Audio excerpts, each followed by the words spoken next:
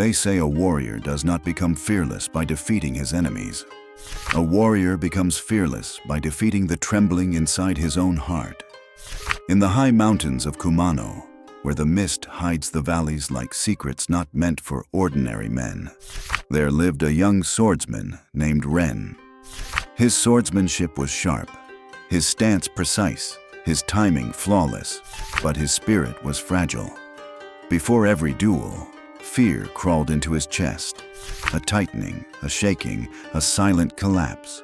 Not fear of death, but fear of being seen as less than he believed he was. What if I fail? What if I am not enough? What if they see through me? These questions echoed louder than steel ever could. After losing to a lesser opponent, one whose skill should never have surpassed his, Ren walked into the mountains seeking an old monk known only as the Silent Master.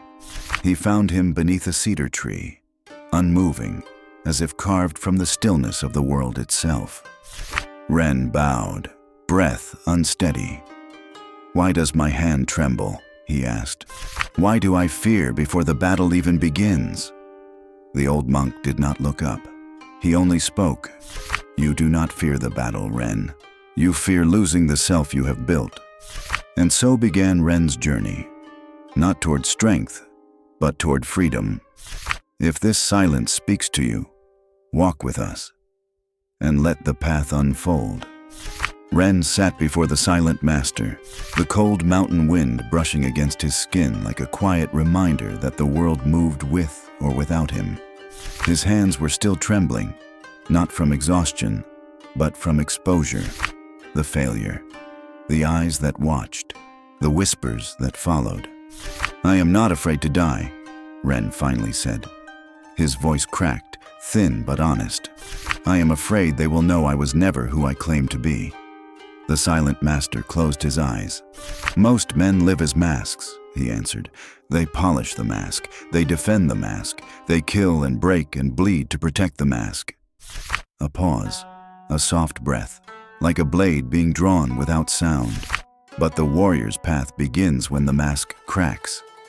Ren felt something shift inside him, subtle but unmistakable. A fracture, a beginning. The Silent Master rose slowly and led Ren to a small spring hidden among stone and frost.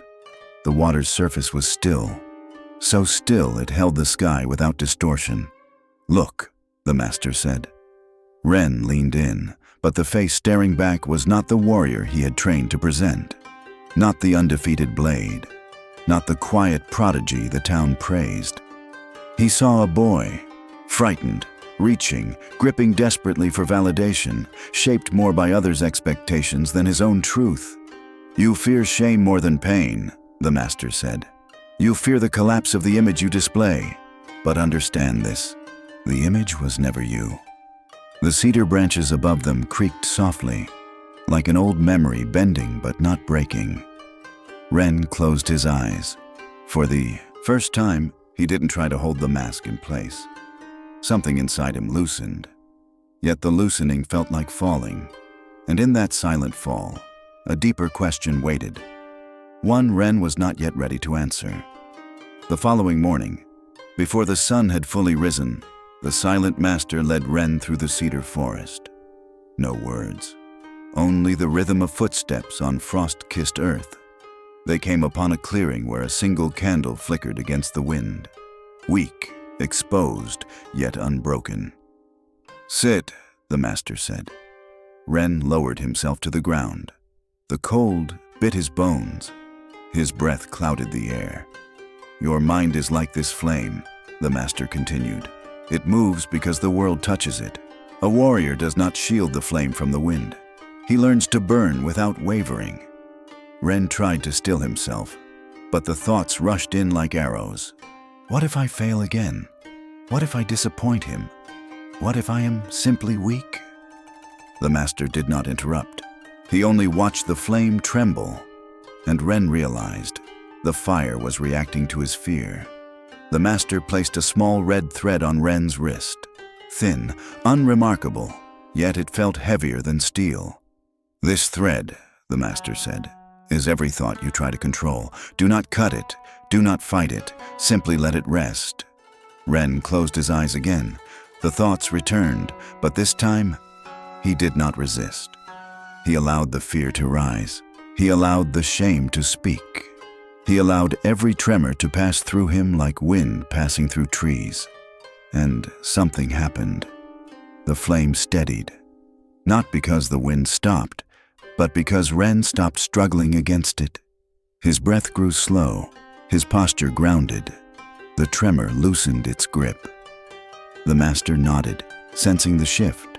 Mushin begins here, when nothing is pushed away, when nothing is chased. But in the corner of Ren's awareness, a darker fear stirred, one he had not yet named, and the path would soon force him to face it. A few days later, Ren and the silent master descended into the nearby village. Snow had begun to thaw, turning dirt roads into soft mud. The air smelled of smoke and winter pine. A commotion stirred at the center of the square. Two men, red-faced, shouting, hands trembling near the hilts of their blades. Pride, not necessity, was leading them toward violence. Ren instinctively stepped forward, hand touching his sword, but the master raised a single finger, a gesture so small, yet it halted Ren's entire body. The master walked between the men, not with force, not with threat, only presence. His silence pressed against them stronger than any weapon could. Their shouts weakened, then scattered, then fell into nothing. The anger drained from their faces like water spilling from a cracked cup. No steel was drawn. No winner needed to be declared. It was over, without a fight. Ren could not understand. No strike, no threat, no force. Yet the entire conflict dissolved as if the master had extinguished the fire at its source. "How?" Ren asked, voice barely above breath.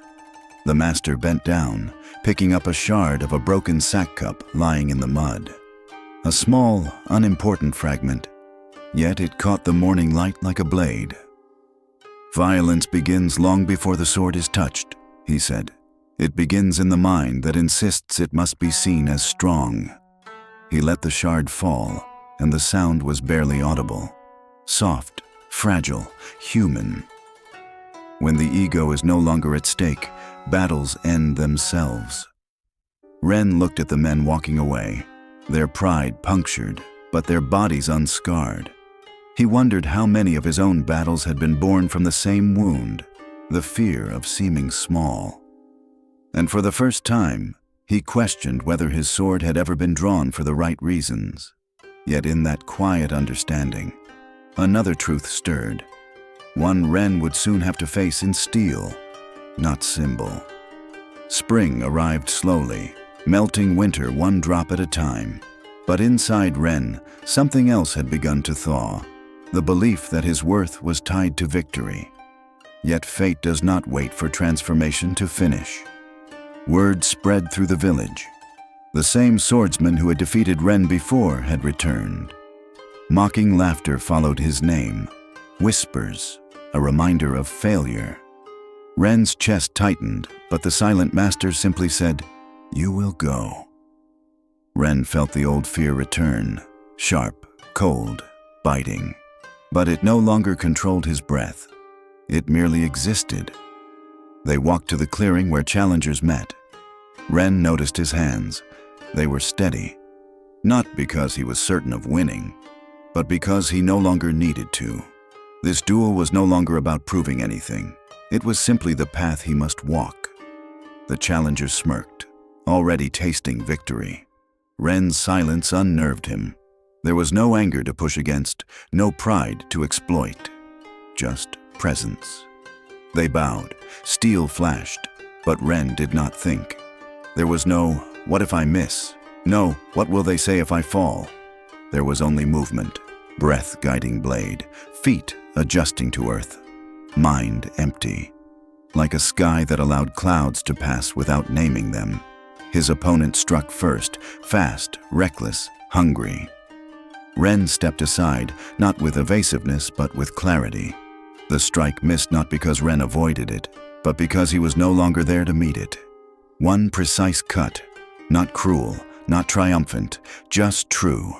The duel ended as quickly as it began. No cheers, no applause, just silence, heavy, reverent. Ren did not feel victorious. He felt unchained. But in that unchaining, a new and deeper emptiness rose, quiet, waiting, and unfamiliar. Ren and the silent master returned to the mountain.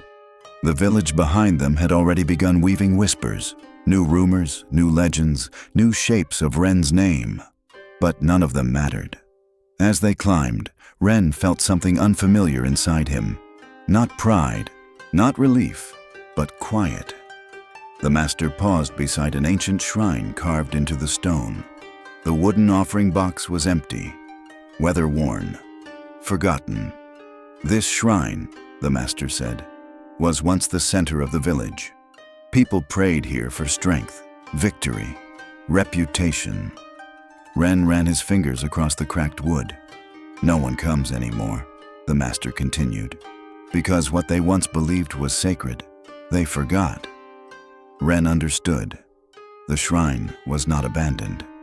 The meaning was, his former life felt like that shrine, polished, worshipped, but hollow. The silent master spoke softly. Now tell me, Ren, who are you without the sword? Ren did not answer immediately. There was no answer, only the slow realization that every identity he had ever held was borrowed.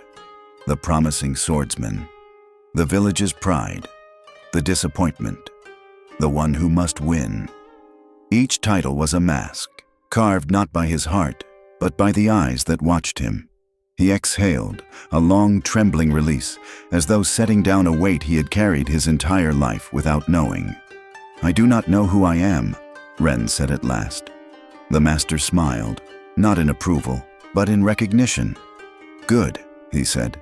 When the self you built falls away, the truth can finally speak. The wind moved softly through the pines, and Ren no longer felt the need to hold himself upright. He simply stood, unguarded, unshielded, unperformed. A warrior with nothing to defend is a warrior who cannot be defeated. But from the depths of that new stillness, a quiet question arose. If the mask is gone, what remains to live for? You do not become fearless by strengthening the ego, but by releasing it.